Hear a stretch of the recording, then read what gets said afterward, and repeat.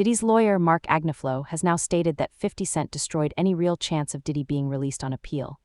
The fresh material introduced against Sean Combs in 50's latest Netflix documentary, Sean Combs, The Reckoning, has reignited attention around the killing of Tupac Shakur, and it's becoming clear that Diddy won't be going anywhere anytime soon. 50 Cent don't give a damn. He don't give a damn.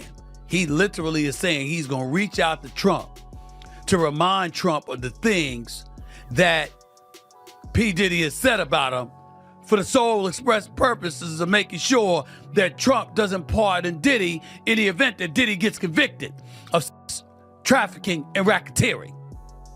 That's what 50 Cent is sworn to do. And I got to admit to you, that's wild.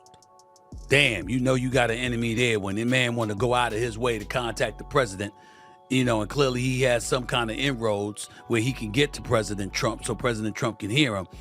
He's basically saying, yo, brother need to go down. Diddy was already on shaky ground after being caught drinking and placing calls from behind bars. This documentary effectively locked in Diddy's outcome, and Diddy knows it. That's why he's pushing so hard to have it pulled.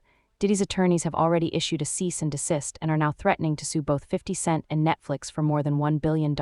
Too bad for them. 50 Cent obtained all his footage legally. It's that Diddy's legal team sent Netflix a cease and desist letter, but now the big rumor is that they're preparing a defamation lawsuit, potentially for $1 billion.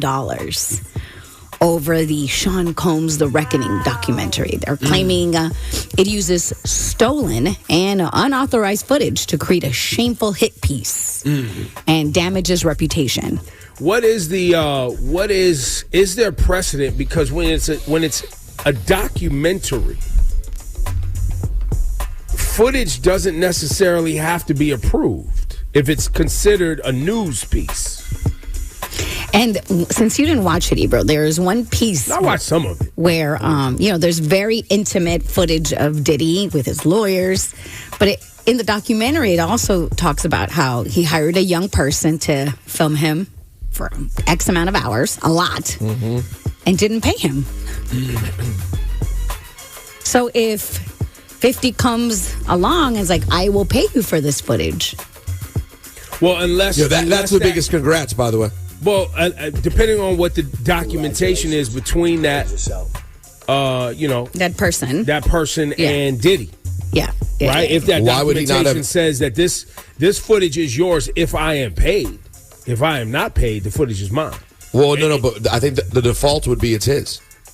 If they didn't end up doing paperwork and the guy's just been allowed access, that's his footage. Oh, yeah, 1,000%. If there's not paperwork. So if Diddy never signed paperwork, he was like, no, I'm going to get you when I get you. Yeah, that's right. Now Diddy never gave him $1. Now Diddy went to jail. He's holding all this footage. 50 goes, I'd like that footage. All right, how much, bud? Yeah. This documentary also shattered any remaining trust between Diddy and his legal team. Exclusive, previously unseen footage surfaced showing Diddy allegedly plotting with his attorneys and even discussing potential criminal actions. And Diddy's lawyers are furious. Diddy secretly recorded phone conversations between himself and his legal counsel, and they are far from pleased about being exposed in that way. Boy, Diddy really screwed over Mark Agniflo. I gotta say, this is awful that Diddy owes his life to Mark Agniflo, literally his life, because he could have gotten life in prison were it not for Mark Agniflo, his defense lawyer, who had a brilliant strategy. And Diddy screwed him over when he hired this videographer to chronicle his life without telling Mark Agniflo that when Diddy and Mark were on the phone, this videographer was recording what Mark clearly expected to be an attorney-client privileged relationship. Now, it is true that the client holds that privilege, the lawyer doesn't, but Mark's clear expectation was that this was a private conversation. These were private conversations, and that he and Diddy could talk openly. And Mark could talk to Diddy not just as a client, but as a person, and tried to guide him in a time leading up to his arrest. And unbeknownst to Mark Agniflo, Diddy has got this guy recording the conversation as he's sitting there saying, "You are screwing this up. You are messing up this case. We're losing." And knowing that that's on tape. And it's almost like he's performing for the camera and not telling Mark what's going on. The only reason Diddy was ever able to secure release was due to the tactics his attorneys used and how they persuaded the jury to let him walk, even with Diddy being captured on recordings. If his lawyers choose to step away, especially regarding the new cases, Diddy is not getting out. And the really enraging part about it is that Mark Agnifilo won this case for Diddy with legal strategy. It wasn't just an accident that this jury that had heard all of this in the news before the trial voted not guilty on all the serious charges. It was Mark Agnifilo that did that. Yet Diddy secretly records this guy and embarrasses him. And yeah, you could say, well, Diddy never expected that it would end up being broadcast somewhere else. Well, okay, but Diddy was planning on using it, or he wouldn't have had it recorded in the first place. So it's just really, really unfair. Diddy believed he would walk away a free man and was preparing to release a documentary of his own. The only reason 50 was ever able to get access to that footage is because Diddy turned on the videographer and refused to pay him. Diddy was a billionaire attempting to cut corners instead of compensating his videographer. 50 Cent confirmed this through an Instagram post where he shared a clip of Roger Bonds saying it. Diddy's lawyers won't be working overtime. Calls him getting it, it's your bonds. Yo, man, yo, how 50 get, blah, blah, blah. Yo, Puff, take this self doing that. Let me explain something to y'all. All right, whether it's NDAs, whether it's whatever. When these young boys come in, first of all, he only deal with young videographers because he want to rob them, and he know that they want the opportunity to follow Puff Daddy, P. Diddy. They want that opportunity, so they get him at a low price anyway. But when you stay out so many hours a day, Puff wants a videographer with him 24 hours a day. On call, whether we on a yacht, whether we on a ship, wherever we at, he wants to videotape that, right? So now they come to agreement, they come to whatever the pay is going to be, but then it be so many hours on that invoice that he don't want to pay. He gets in touch with the office. He gets in touch with the chief of staff. Yo, what is this I'm paying? What is this I'm paying? You know what you paying. You was outside all of these hours. It's 160 something hours in a week. You was outside 140. That's the invoice he put in. So now, being if you got a contract and he don't stand to that contract, guess what happens?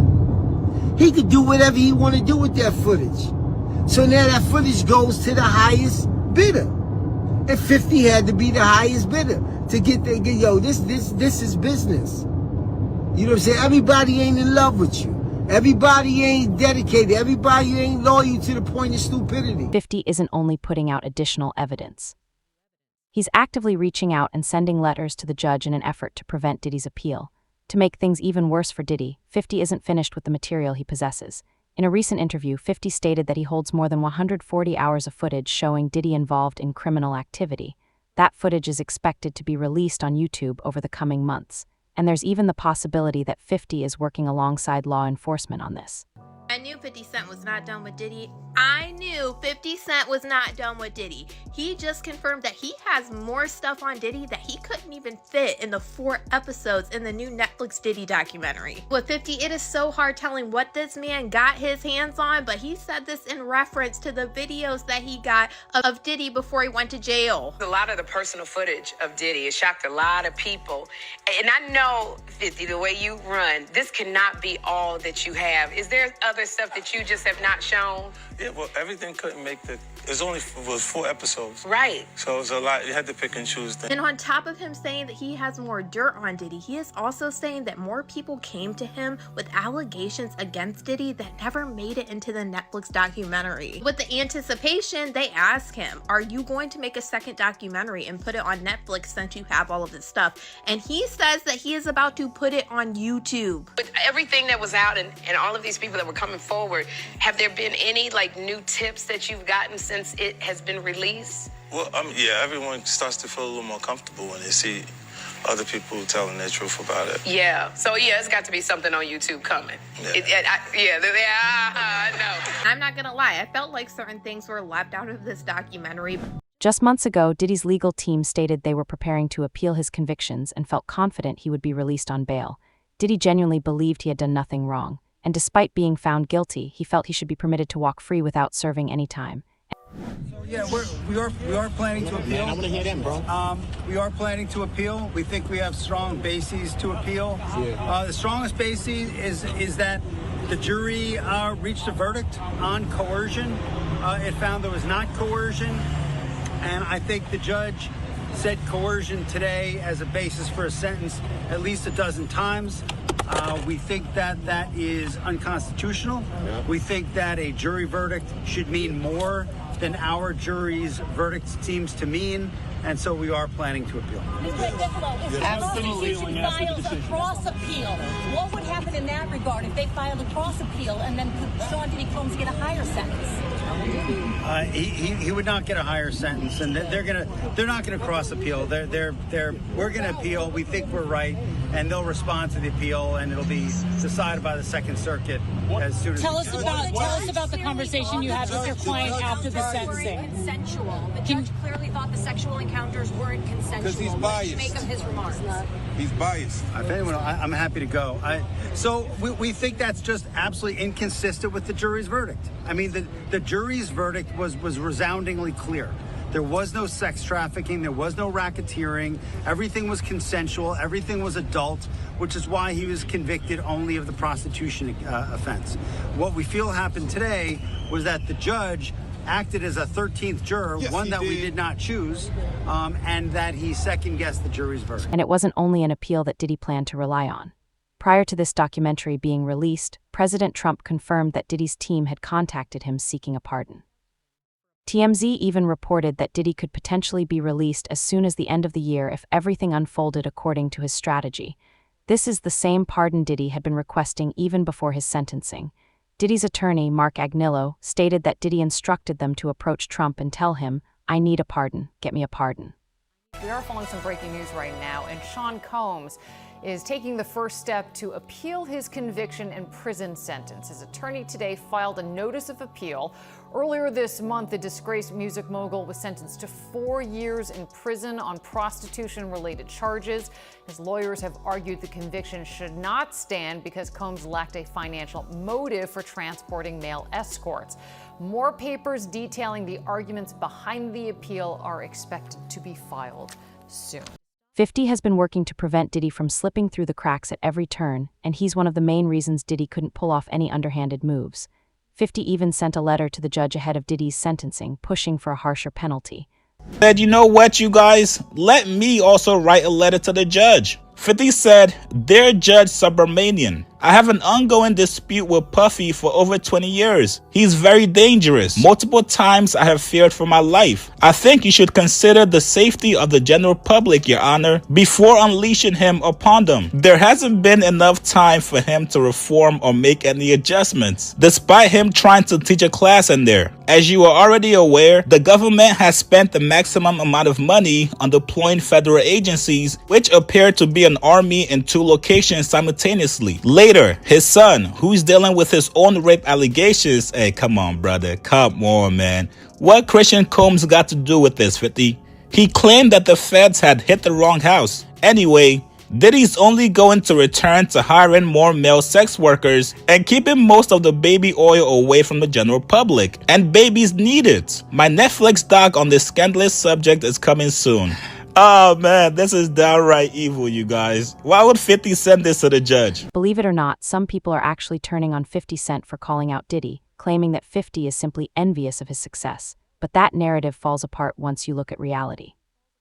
50 Cent isn't a fading artist searching for attention. He's a multimillionaire with ventures across music, television, and film. At this stage of his career, he has nothing to gain from envy and everything to risk by speaking up. 50 Cent isn't fazed by the online hate after some social media users called the rapper, quote, petty for producing the Netflix documentary Sean Combs' The Reckoning. 50 Cent tells the Go Derby in an interview published December 9th that he really doesn't sweat the criticism, saying, I accept that, I'll take that, I'll wear that. I have antics that I have become comfortable with on social media. And while some believe the docuseries is a, quote, hit piece on Combs, the rapper maintains that was never the intent, explaining they did characterize it as a hit piece in the very beginning. It's because they didn't get a chance to watch it when they were saying that. And then after they see it, you see everyone's changed their mind and it's become the #1 doc. And as for Combs' thought on the Netflix series, the mogul spoke out against his rival shortly before the project hit the platform, with his attorney telling Variety on December 1st, Netflix's so-called documentary is a shameful hit piece. Netflix relied on stolen footage that was never authorized for release. As Netflix and CEO Ted Sarandos know, Mr. Combs has been amassing footage since he was 19 to tell his own story in his own way. It is fundamentally unfair and illegal for Netflix to misappropriate that work. 50 addressed the backlash in his own style during an interview with NBC. He explained to NBC News that his reasoning was simple: staying silent would make it seem like hip-hop accepts that kind of behavior and that no one else is willing to speak up, framing it as a cultural responsibility rather than a chase for attention. In other interviews around that same period, he openly said he's fine with being called petty and is willing to own that label. Does he know y'all have this in the doc? I would doubt he knows. So when this airs, that'll be the first time that his legal team, Diddy, that everybody knows that this footage is now seeing the light of day. Perhaps. What was he intending to use it for? I have no idea what he was doing that for. I mean, you know, you're talking about a man who films himself doing everything and has for decades. I think he wanted someone to be behind the... Watch this and think that you really hate Sean Combs. Why would they be thinking that? Because of the things that you post on Instagram, Yeah, because this, of the... Look at this. And let's stop for a second and do say that I hated him enough to hire his kids. And we've never done anything to each other. So it's just competitive energy and things that you say about other artists while you're in hip-hop culture. This documentary is one of several that has chronicled Combs' rise and fall, but Stapleton says theirs is different. Yeah, there's a lot of new information. No one had ever really put it together like that before. For 50 Cent, he says he feels a sense of obligation. Well, you know, if I didn't say anything, you could assume that all of hip-hop culture is comfortable with his actions. Saying a black man shouldn't be doing this to another black man. How come we not having conversations about what Diddy did to other black people? Like when you watch that documentary, every person on that documentary except for Aubrey O'Day is black. So how come nobody is saying a black man shouldn't do that to other black people? Because here's the thing, there are things we know Diddy did because we saw it, and there are things he's being accused of. We don't know if they're true. Right. But either way, majority of people who are accusing him of something are black. So I don't understand why, you know, there's not more conversations about that, but everybody's so, 50 Cent shouldn't be doing this to another black man. What about all the black people Diddy did and allegedly did stuff? 50 also shut down claims that his actions stemmed from resentment toward Diddy over him seeing his child's mother at all. Yeah, he got everybody going, man. You know, he's getting a lot of backlash, man. Like, people are, like, mad at 50 for getting behind this thing. Well, see, the thing about it is that people are out their rabbit-ass mind, and they gonna sit up here and they gonna say some stuff like, yo, they try to make it up like, it's because of a girl, it's because of a woman. A man that can have any woman in the damn world, you understand, go any parts of the world, find beautiful women all over the world, that's willing to do whatever he wants to. I'ma be mad because this dude got this one? Nah, it's bigger and it's more than that. They don't want to say it. A lot of these cats out here don't want to tell the truth behind shit. You understand? When 50 was out here, you know, trying to get into, well, he was writing for most of Puff stuff. He was writing for artists. He was writing for different people. LL, Puff, whatever he can get money at, you know what I'm saying, to do some writing and stuff like that. Jam Master Jay had him writing shit, something like that. So Fifth was writing. Then when he did How to Rob the Industry Cat joint, he's supposed to be the next one to come out of New York. You understand what I'm saying? He gets in this beef, you know what I'm saying, with Murder Inc., Ja, Irv Gotti, Supreme them. They try to eliminate him. Then Puff and the other people put a tag on him where it's that, yo, don't let him make no money. Don't sign him. You ain't gonna have none but problems. They put a bad tag on him. You understand? He gotta go to the West Coast and with Dre and Eminem to get his deal. You understand what I'm saying? So they put this tag on him to stop him from eating his craft. You understand? They try to kill him, you understand, because they got a problem with him.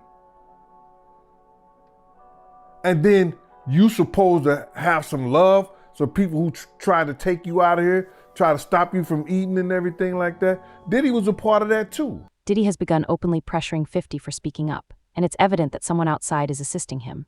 A day after his documentary about the allegations involving Sean Combs aired, 50 received a bouquet of flowers from Diddy. 50 shared it on his Instagram, explaining that he understood what Diddy was actually trying to communicate to him that day. All right, the diddler has sent 50 Cent some damn flowers while he locked up, bro. All right, we all know Diddy is mad about this whole docuseries that 50 put out on Netflix and is #1 going crazy, so you know he mad. Now, according to 50, all right, these are some warning flowers. Y'all know how Diddy used to get down. You know, he used to send people shit in the mail. He'll send a nigga to blow up a car. Y'all know how he get down. So if he mad, clearly he's mad about this documentary. Bro sent 50 some flowers at his hotel while he was in Miami, bro. Now, I ain't gonna show the address on these flowers, but 50 posted the whole address. Now, in the caption, 50 said, "What kind of gay shit is this? Diddy send me flowers at Club 11, LOL. LOL, why all the foreplay? Get busy, you know I'm stupid." Then he commented again and said, "A warning, I'm 90s grimy. You don't warn me, LOL." So y'all know why Diddy sent this. He ain't send it because he happy or proud of 50 for dropping this goddamn docuseries on his demon ass, bro. For Diddy, the worst outcome right now would be facing another federal case, and 50 Cent is doing everything within his power to push things in that direction. A key portion of the documentary focused on Diddy's alleged ties to the deaths of Tupac and Biggie. It's claimed that Diddy arranged for Keefe D to carry out the shooting of Pac for $1 million. Tupac's family has now brought in a private investigator to examine those claims further. Welcome back to Court TV Live. We are following new developments in the case of the hip-hop mogul who is facing RICO charges in New York, Sean P. Diddy Combs. Court TV has just confirmed that the family of Tupac Shakur is investigating a potential link between the murder of Tupac and Sean Diddy Combs. This coming from attorney Alex Spiro, who represents Tupac's family. Now, this investigation had been previously reported by unnamed sources, but earlier today, Spiro confirmed to our Court TV team that he and a team of investigators has been hired. Sean Combs allegedly had business dealings with Dwayne Keefe D. Davis, who will go on trial next March for the murder of Tupac. This was back in 1996. Some have speculated that Diddy ordered Tupac's death. That, of course, is just a theory at this point, and we are monitoring the developments in both the Tupac murder trial and the federal indictment of Sean Diddy Combs. So a lot of information to come on that one. Authorities have likewise confirmed an inquiry into this was already underway. The sole issue they're facing at the moment is persuading individuals to admit involvement and flip against Diddy eventually publicly. Let me ask you this. I get it. When you have a case that's 5 years old, it's hard to get overwhelming evidence that meets the burden of proof beyond a reasonable doubt. When you have cases this old, no matter what Fiddy has found out and put in this documentary, do you see it at all ever possible that Diddy could be involved in a murder trial when it comes to Biggie and Tupac? It could be possible, yes. However, like I said, they need a lot of corroboration to make that stick, because it's really alleged right now as to his involvement. It's not anything that's substantial or concrete that he was involved. It's personally from people talking about it and saying this is what happened. You need some more information to come forward to prove that. Jaguar also commented on the documentary and said her favorite aspect was that viewers were finally able to see the jurors clearly. Jaguar Wright went as far as placing blame on the jury, saying they were biased. She stated that the jury was compromised from the very beginning and that the panel was filled with individuals whose perspectives leaned naturally toward the defense and even included supporters of Diddy.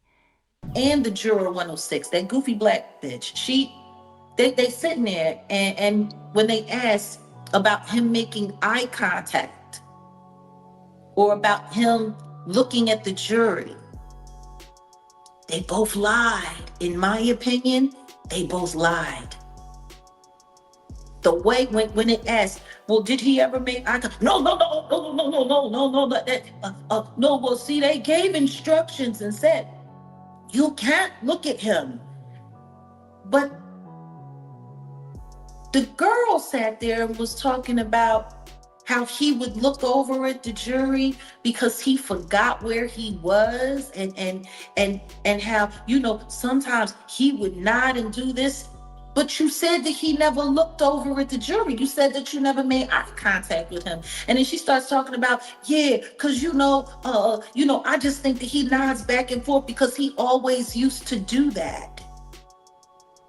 If you were never a fan of him, if you were only a fan of the artist, and you were never a fan of him, and you were never paying, and then the way they were able to edit in him nodding back and forth during making the band and all of that, it's just kind of wild to me that nobody is seeing exactly how compromised these jurors are.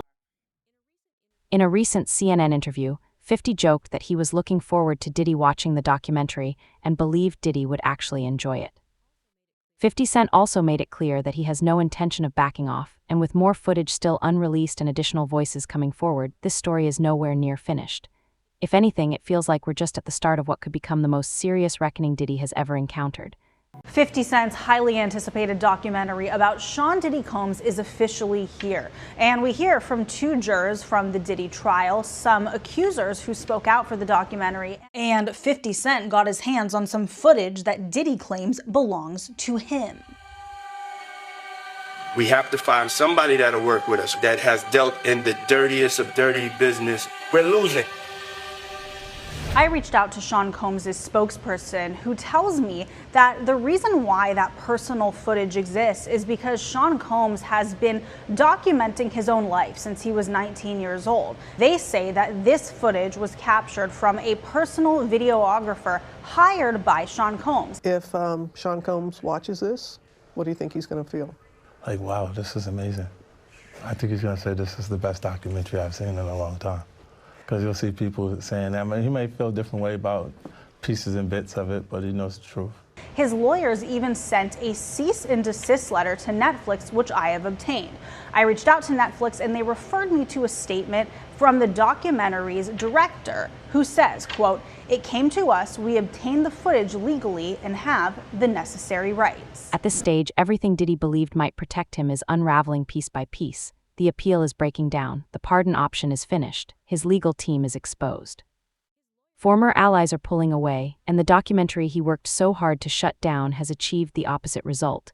It has opened the path to even more in-depth investigations. Share your thoughts in the comments. Do you think this documentary permanently destroyed Diddy's chances, or is there still something we haven't seen yet?